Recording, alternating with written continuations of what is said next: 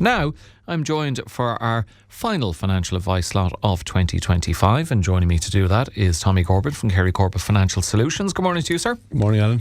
And naturally, you sound very happy that it's the final one. It's not you specifically, but more just we're edging ever closer to the end of the year, which means hopefully a bit of time off for all concerned. Yeah. And you've been a good boy, I presume, have you?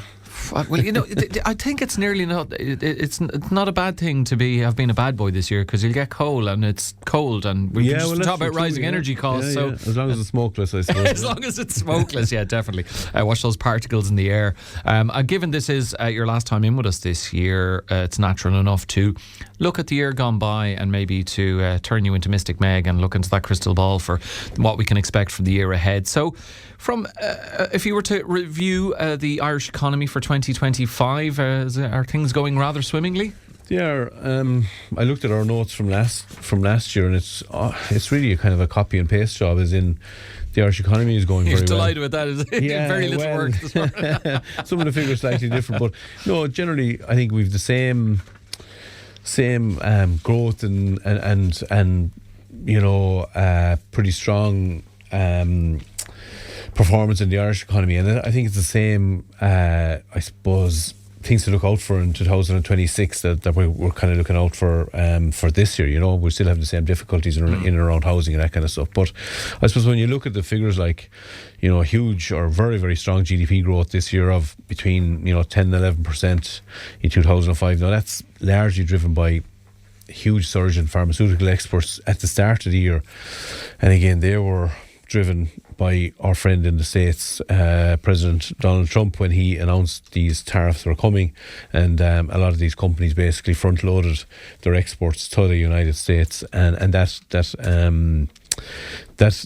I suppose accounted for a huge surge in GDP, particularly in quarter one. Now, kind of contracted a little bit in the following quarters, but you know, it led to a kind of a GDP growth of approximately, you know, 10.5% for the year, which is phenomenal, really, when you look at our counterparts in the EU with GDP growth of anywhere between 2 and 4%, depending on what country you're talking about.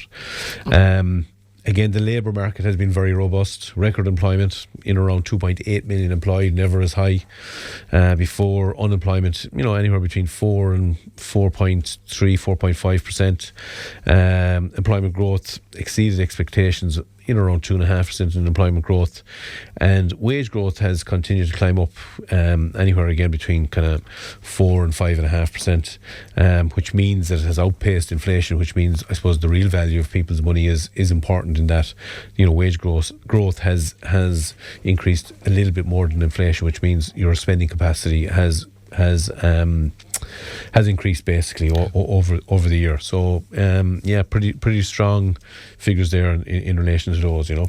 I mean, and this is supposed to be the case for many years. When, you know, we look back over the year, there's always there has been strong GDP growth, driven very much by foreign direct investment and the multinational exports, but there's always that kind of nagging doubt in the back of your mind, when is the pin going to be pulled out of the grenade, or when is the air going to be let out of the balloon on this? And we know, obviously, the government already planning for that with sovereign wealth funds and so on, but should they be doing more to put as much of this money away while these firms are here, or can we expect them, even if there is talk of them leaving, because we've discussed before with yourself and many others, any large multinationals that decided to leave, it would take years to do so, but should there be some level of planning going in, Tommy? Yeah, like corporation tax receipts totaled over 28 billion this year, which is phenomenal.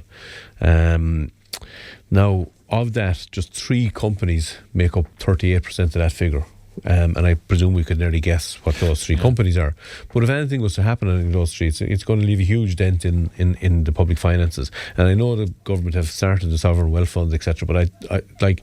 Is it hard to plan for the hole that would be left if one of the big 3 that were to leave, like the gap they would leave? It's very hard for the government to fill that in. It is, but I think you have to be a little bit more prudent than they have been. Like public expenditure has increased almost 50% in the last 6 years, gone from about 72 billion, I think, back in 2021, up to around over 100 billion nearly at this stage. You know, so 110 or 111 billion, I think, is the last time I looked at the figures. So, like, while we are getting all this money in, they're spending it as quick as they get it, and what they're putting aside for the Pascal rainy Donahue fund, gone a wet week and their money frittering the money away.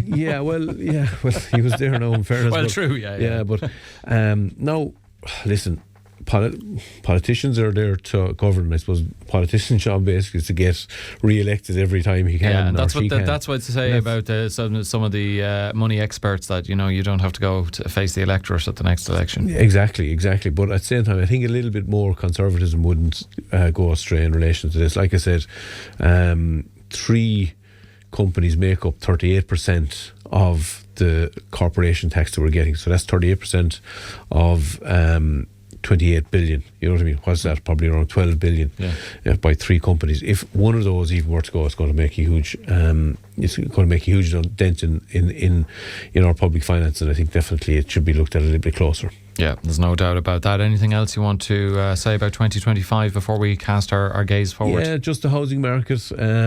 Housing completions rose to around 33,000 units in 2025, which is an improvement in 2024.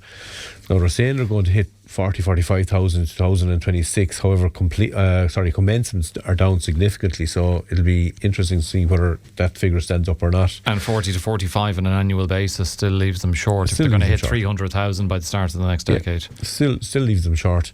And in fairness, even despite the kind of global headwinds of the likes of the tariffs and that kind of stuff, the economy has been very, very resilient. But like that, I think the big question is over the multinational sector. Now, there has been nothing to say that any of them are going to leave or anything like that. But even a shock to the system, a recession or something like that, will have a knock-on effect on those multinationals. So that's the kind of big, I suppose, unknown really. Into the future, but I think if we look forward to 2026, I would probably predict that those corporation tax receipts will probably increase, due mainly to the increase in corporation tax from 12.5% to 15% for those multinationals. And if they were to, I suppose, grow or maintain the profitability, it's looking probably like an extra 5 billion in receipts to the Irish exchequer, just due and only due to that 2.5% extra. Yeah, exactly. Yeah. Wowzers, okay.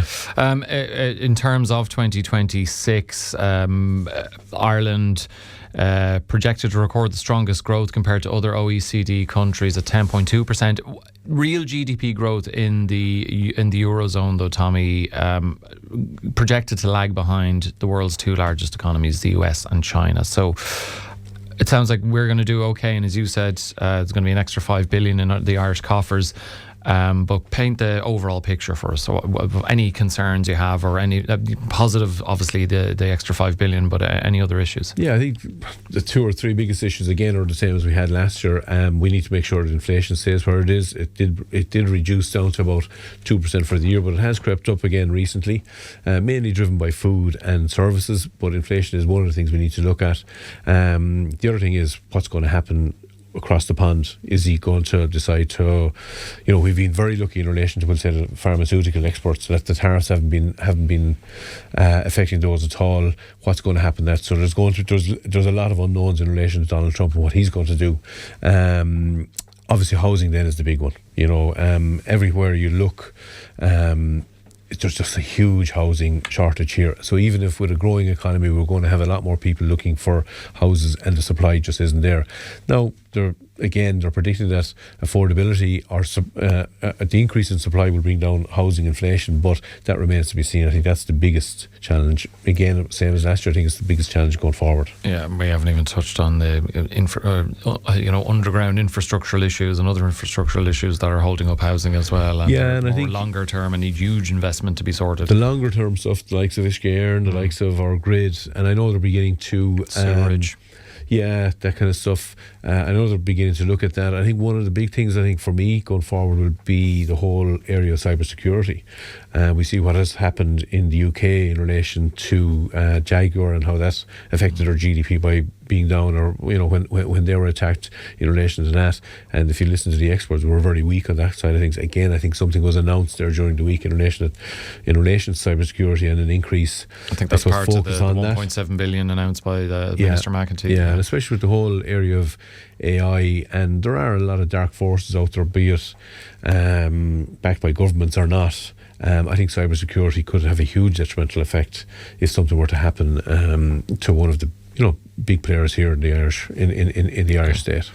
For people that, of course, they'll worry most prominently about themselves and their own pocket and their own household. So what are the key questions for personal finance in Ireland in 2026? Yeah, I think one of the big things we've seen is the rollout of auto enrolment. So if you don't have a pension, you're employed, you're going to be auto enrolled come January.